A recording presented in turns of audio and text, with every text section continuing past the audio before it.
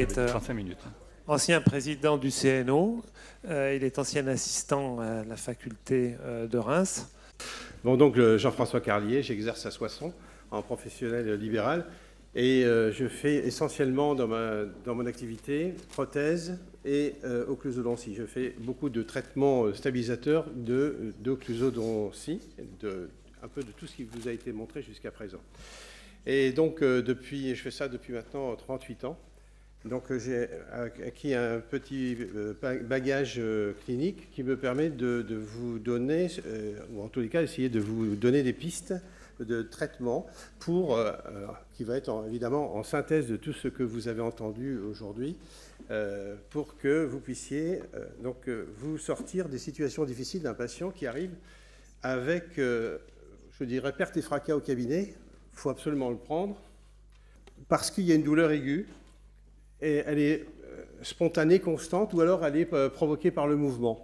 Donc déjà, dans la douleur aiguë, il faut faire le tri, parce que lorsque l'on veut parler de DTM, il faut savoir si on est vraiment dans la sphère DTM. Ça, je ne reviens pas sur ce qu'a dit Jean-Daniel. Ce qui est le plus important dans l'urgence DTM, c'est souvent la limitation des mouvements, avec le blocage en bouche fermée, avec le patient qui dit « je ne peux pas manger parce que je n'ai plus les mêmes contacts que hier quand je me suis couché » ou c'est simplement parce que j'ai eu un accident conjugal et de ce fait, je me retrouve avec une mâchoire de travers.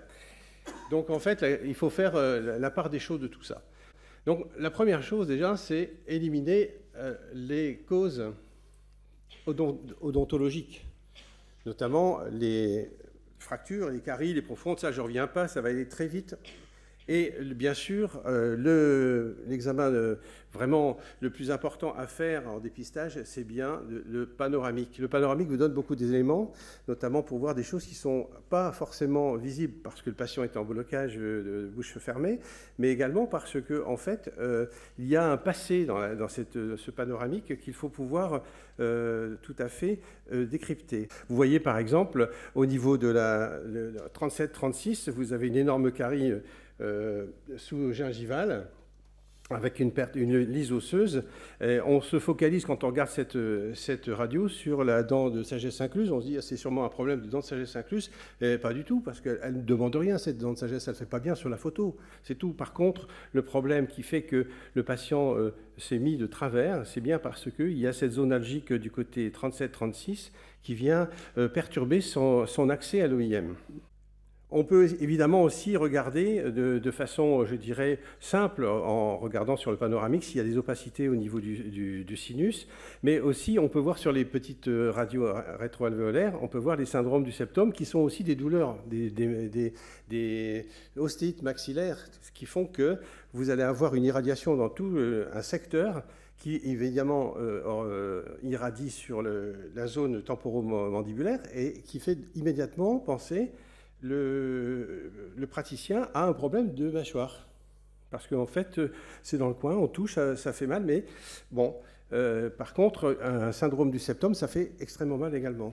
De même qu'une otite externe, qui, par sa proximité avec la cavité articulaire, fait que vous allez avoir de part et d'autre de l'os tympanal une inflammation de type ostéite, qui fait que lorsque le patient a mal à son oreille, il a difficulté, en tous les cas, il exacerbe la douleur lorsqu'il va serrer ses dents.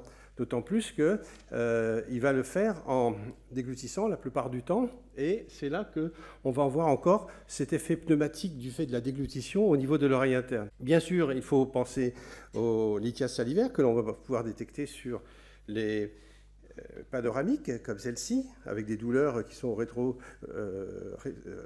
sous-mandibulaires au niveau des palpations, des insertions des ptérygoniens médians, mais on va avoir effectivement également des parotidites. Vous voyez bien que je me suis fait moi-même piéger. Un patient arrive avec une hypertrophie massétérine, ce que je pensais être une hypertrophie massétérine, parce que quand on est focalisé sur un exercice, on sait celui-là, il a une asymétrie du visage, il a certainement un problème de crispation.